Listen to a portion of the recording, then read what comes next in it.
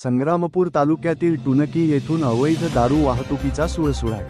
किसान एकता संघाकडून उपविभागीय अधिकाऱ्यांकडे लेखी तक्रार। संग्रामपूर तालुक्यातील आदिवासी भाग म्हणून ओळखल्या जाणाऱ्या टी पॉइंट टुनकी परिसरातून मोठ्या प्रमाणात सुरू असलेल्या अवैध दारू वाहतूक व विक्री प्रकरणी किसान एकता संघ भारत यांच्या वतीने बुलढाणा जिल्हा अध्यक्ष पुरुषोत्तम गायकी यांनी उपविभागीय अधिकारी जळगाव जामोद यांच्याकडे सविस्तर लेखी तक्रार दाखल केली आहे।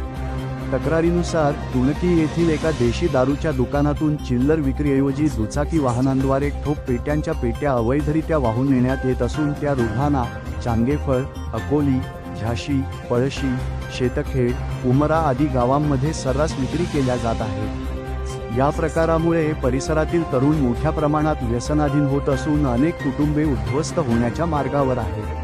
अत्यंत गंभीर बाब म्हणजे दारू वाहतूक करणाऱ्यांकडून काही गावकऱ्यांना पोलीस प्रशासनाला ठराविक हप्ता दिला जात असल्याचे उघडपणे सांगण्यात येत असल्याचा आरोप तक्रारीत करण्यात आला आहे। त्यामुळे संबंधित यंत्रणा या अवैध व्यवसायाकडे दुर्लक्ष करत असल्याचा संशय व्यक्त होत आहे।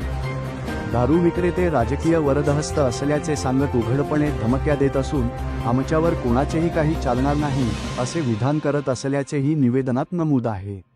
त्यामुळे परिसरात भीतीचे वातावरण निर्माण झाले आहे। दरम्यान मागील 3 नोव्हेंबर 2025 रोजी सोनाळा पोलीस स्टेशनने महाराष्ट्र दारूबंदी कायद्यान्वये केलेली कारवाई उल्लेखनीय ठरली होती। आरोपी विजय पुंडलिक गोमासे यास देशी दारूची वाहतूक करताना अटक करून सुमारे 56,000 रुपयेचा मुद्देमाल जप्त करण्यात आला होता।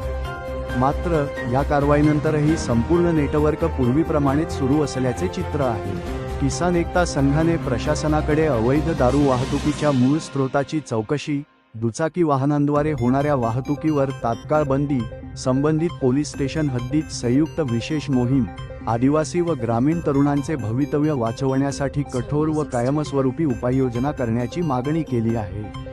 जर तात्काळ कारवाई झाली नाही तर लोकशाही मार्गाने आंदोलन छेडण्याचा इशारा किसान एकता संघ व ग्रामस्थांच्या वतीने देण्यात आला आहे।